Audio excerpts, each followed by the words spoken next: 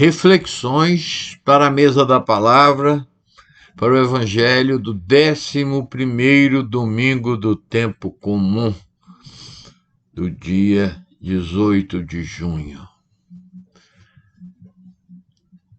Vamos começar com a nossa historinha. Um rapaz que desde os tempos ainda infantis da Eucaristia andava afastado da igreja, foi convidado a vivenciar o seu encontro de jovens na sua paróquia. No domingo à noite, final do encontro, ele estava vibrante, saíra encantado e querendo de imediato fazer grandes coisas. Sentia já naquela primeira hora que o Senhor o chamava para as missões. A sua vontade imensa era de partir para lugares inóspitos e distantes. O seu desejo era o de pregar Jesus ressuscitado no Oriente, entre os muçulmanos. Foi complicado lhe explicar que aquela poderia até ser uma opção, quem sabe mesmo um chamado em sua vida, mas que antes deveria cuidar das pessoas mais próximas, daqueles que estavam à sua volta, o seu círculo menor. Depois, só mais adiante, mais preparado, obviamente, ele poderia partir para aqueles que se encontravam mais longe, os círculos maiores. E o grande círculo é o mundo, não é? O Evangelho de Marcos, então, para o próximo domingo, começa falando que Jesus teve compaixão das pessoas, eis que estavam cansadas e abatidas. Muitas vezes também hoje, ele deve nos olhar lá de cima e nos ver desse jeito, desanimados, extenuados mesmo, achando que nada do que estamos fazendo esteja dando resultados, esteja dando frutos. Nessa hora, que bom que o seu sentimento seja esse de compaixão. Jesus é sempre compassivo. Quando cansados, a gente pode até vislumbrar a estrada, mas bem pode acontecer que nos bata o desânimo de seguir para diante. Aí a gente se assenta, porque a gente se vê perdido e necessitados de uma liderança maior, de alguém que esteja enxergando mais além, depois do morro ou da curva, e nos anime.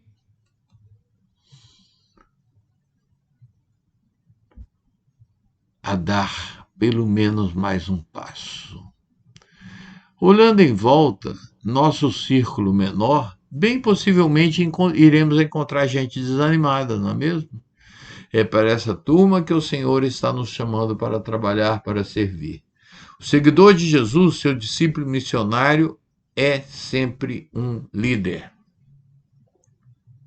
Mais que esperar um líder, é se colocar como líder.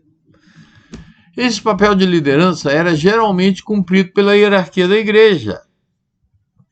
Só que o mundo é muito grande e eles, além de serem poucos, são incapazes de penetrar em inúmeros ambientes. O espaço do trabalho, por exemplo. Serão nesses ambientes, nesses lugares, tal como o ambiente profissional e tantos outros, que nós, os leigos, poderemos exercer o apostolado. E é bom estarmos atentos, eis que esses lugares poderão estar bem mais próximos do que possamos imaginar. O século que vivemos, dizia o teólogo Karl Rahner, um dos grandes do Concílio Vaticano II, será o século dos leigos. E ele falava isso uns 60 anos atrás.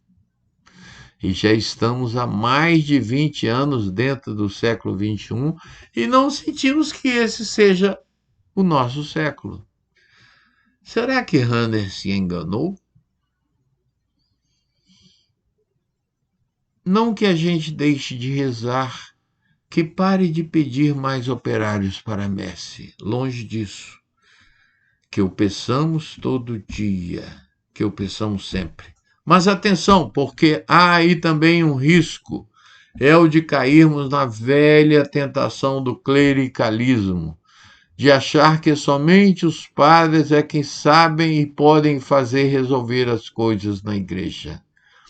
Tem bastante gente que acha que nem deve se tratar de uma tentação, mas de algo bem confortável, bem legal. Eis que nos deixa de braços cruzados, nos torna acomodados. Talvez o século dos leigos, do qual falava Hanner, seja um pouco de um século onde leigo evangeliza leigo. Pensemos nisso. O Evangelho continua nomeando os apóstolos. 3 coisas a este respeito. 1. Nomear é distinguir. É tirar do meio da multidão, dando maior importância. 2. Ter os nomes registrados é claro que aumenta demais a responsabilidade. 3. Não se trata jamais aqui de uma lista fechada. Nela, eu devo também deixar registrado com todas as letras o meu próprio nome. Eis que também sou chamado. Aliás, pensando bem, não sou eu quem gravo na lista o meu nome, mas é Jesus. Por último, vamos à nossa historinha de hoje. O chamado primeiro é para as pessoas mais de perto. Isto é muito importante. No caso de Jesus, é o que ele chama de as ovelhas perdidas da casa de Israel. Ele estava na casa de Israel. Tratavam-se os judeus do primeiro e mais próximo círculo de Jesus. Fico imaginando que esse recado tenha sido dado por um motivo muito simples. Quem sabe já havia algum apóstolo, ainda bem antes da ressurreição, naquela primeira hora, querendo desde já partir para o Egito, para Roma, para a Abissínia, quem sabe. 3 pistas para reflexão. Também me identifico como operário da messe do ressuscitado ou considero somente a hierarquia nesse meio? Há quantas anda o meu trabalho de evangelização das pessoas do meu círculo mais próximo? Atenção! Mais que ensinar religião e falar o nome de Deus, falar de Deus, evangelizar hoje é muito mais dar amor. O que eu recebi de graça tem sido passado por mim dessa mesma maneira, também gratuitamente? Além desse comentário mais longo, como todo dia, temos também o nosso Evangelho em 1 minuto aqui no nosso canal. Um bom domingo a todos. Vamos em frente. Deus é bom.